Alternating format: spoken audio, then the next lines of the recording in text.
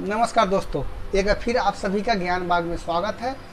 आज जो हम लोग का टॉपिक है, जो क्लास 10 जीव विज्ञान में जो पाठ है 3, परिवहन।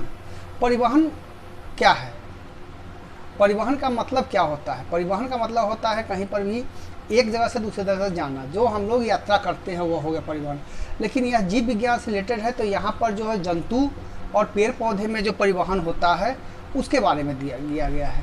जो पेड़ पौधे में समस्त उपयोगी पदार्थ जो भी हम लोग के शरीर के लिए यूजफुल है, वह सही पदार्थ जो हम लोग के शरीर में जो अंदर हम खाना खाते हैं या सांस लेते हैं, या सभी पदार्थ जो अंदर जाता है और अंदर जाने के बाद उसका जो प्रक्रिया होती है वह सही जगह पर चला जाए और जो वेस्ट पदार्थ है वह बाहर निकल जाए, इसी को हम लोग परिवहन कहते हैं। तो जो हम लोग के लिए यूजफुल है वह मेरे अंदर में जाएगा और जो हानिकारक है वो बाहर चला जाएगा, यह परिवहन होता है। मतलब एक जगह से दूसरी जगह जाना। तो शरीर के अंदर में वो क्या होगा, हम लोग कुछ खाना खाते हैं तो मुख से अंदर जाता है और विभिन्न रास्तों से वह बाहर की तरफ निकलता है हम लोगों के शरीर से, जो भी वेस्ट पदार्थ है। तो इसी के बारे में हम लोग पढ़ेंगे।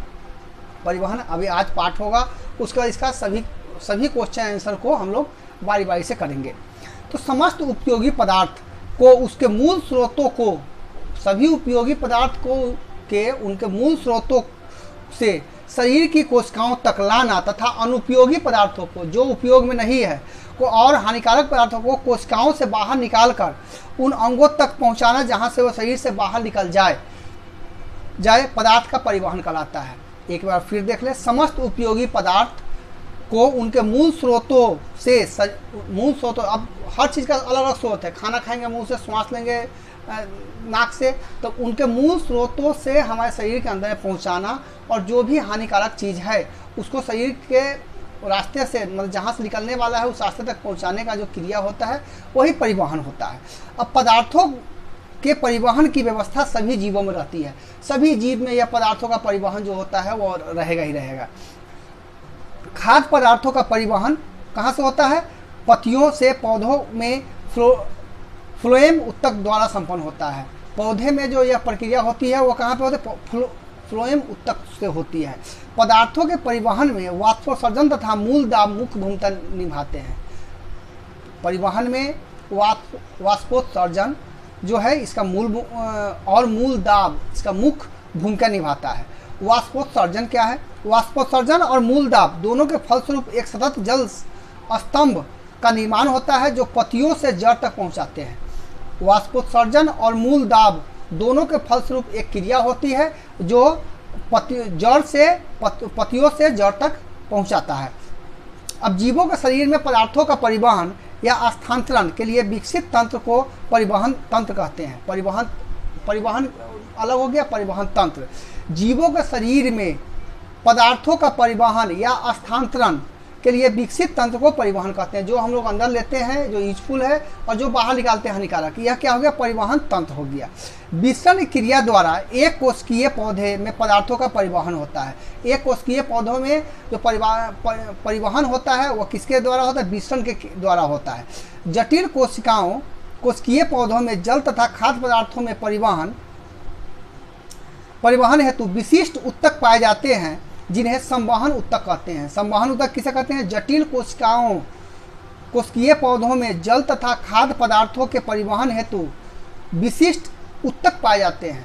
ऐसा जनरली सब में उसमें क्या होगा? विशिष्ट उत्तक पाया जाता है, उसे संवहक या उत्तक कहते हैं। पौधों में वायवीय भागों से जल का रंध्रों द्वारा वाष्प के रूप में निष्कासन को वाष्पोत्सर्जन कहते हैं। जाइलम उत्तक द्वारा जल तथा खनिज लवण का परिवहन जड़ से पत्तियों तक होता है। जाइलम उत्तक द्वारा जल तथा खनिज लवण का परिवहन जड़ से पत्तियों तक होता है। पौधों में खाद्य पदार्थों का स्थानांतरण सदा अधिक सांद्रताओं भागों से कम सांद्रता वाले भागों की ओर होता है। हमेशा कब होगा? अधिक सांद्रता वाले से कम सांद्रता वाले, मतलब अधिक से कम की ओर यह बहता है। जाइलम में जल एवं खनिज लवण का संचालन ऊपर की ओर, एक कोशिकीय में होता है ऊपर की ओर, जबकि फ्लोएम खाद्य पदार्थ का परिवहन ऊपर से नीचे की ओर होता है। अब है रक्त के घटक हैं प्लाज्मा तथा लाल रक्त कोशिकाएं आरबीसी, श्वेत रक्त कोशिकाएं डब्ल्यूबीसी और रक्त पट्टिकाणु। और रक्त हृदय तथा रक्त वाहिनियाँ मिलकर रक्त वाहिनिका तंत्र का परिसंचरण तंत्र का निर्माण करते हैं। मनुष्य में लाल रक्त कोशिका गोल तथा उभयनतोदर होती है।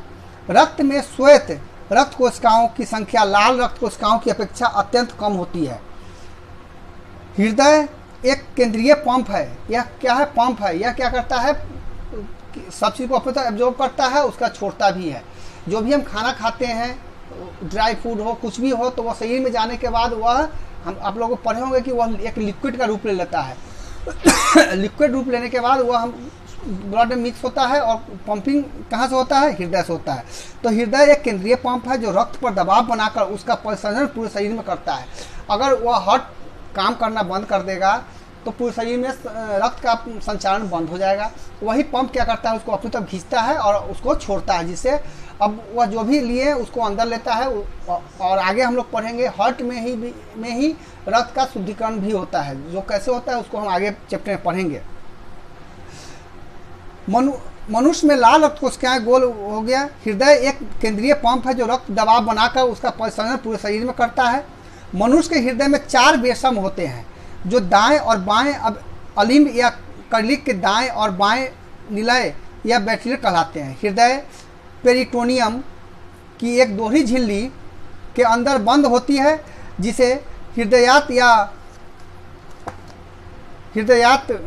कहते हैं।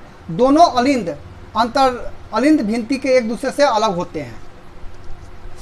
अब इसमें है, आगे है, विभिन्न कोशिकाएं पुनः जुड़कर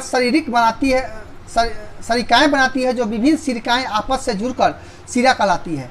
लसिका से ऑक्सीजन पंचे भोजन तथा हार्मोन उत्तक की कोशिकाओं में विस्तृत होते रहते हैं और उत्तक की कोशिकाएं CO2 जल तथा उत्सर्जित पदार्थ लसिका का मिश्रण होती है।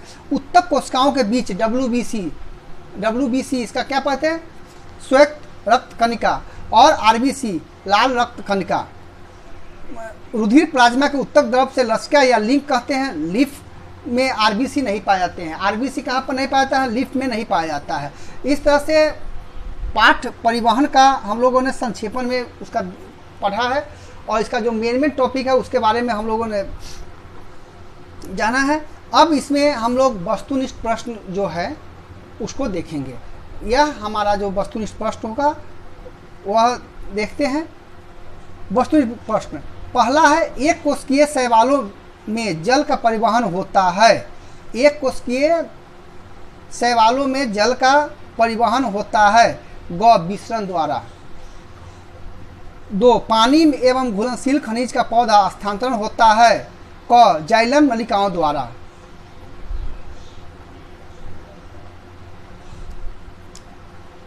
पौधे में खाद्य पदार्थों का स्थानांतरण किस रूप में होता है? सुक्रोज द्वारा। प्लाज्मा में खाद्य पदार्थों का परिवहन पौधे के किस दिशा में होता है? ऊपर से और नीचे दोनों ओर। जल अब ऊपर मतलब पत्तियों से जड़ तक जाएगा, जड़ से पत्तियों तक जाएगा। जल एवं घुलनशील लवण में मूलरोम से पत्तियों तक पहुंचने की क्रिया किस उत्तक द्वारा संपन्न होती है? यह होता है जाइलम द्वारा। रक्त इसमें किसकी उपस्थिति के कारण लाल दिखता है? हीमोग्लोबिन के कारण हम लोग का जो रक्त है वो लाल दिखता है। शुद्ध या ऑक्सीजन रक्त को हृदय से शरीर के विभिन्न भागों में ले जाने वाली रक्त वाहिनियाँ कहलाती है धमनियाँ। हृदय के वेष्मों का स्थिरता कहलाता है डायस्टोल्स। इस तरह से अभी हम लोगों ने परिवहन पाठ का जो संक्षेप में एक पाठ टॉपिक हम लोग पढ़े हैं और वस्तुनिष्ठ प्रश्न हम लोग कर लिए हैं। आगे के वीडियो में हम लोग वस्तुनिष्ठ प्रश्न, अति लघुत्तरीय प्रश्न, लघुत्तरीय प्रश्न, दीर्घ उत्तरीय प्रश्न भी करेंगे। और आप लोगों से रिक्वेस्ट है इस वीडियो को ज़्यादा से ज़्यादा अपने दोस्तों तक शेयर करें, लाइक करें। जय हिंद, जय भारत।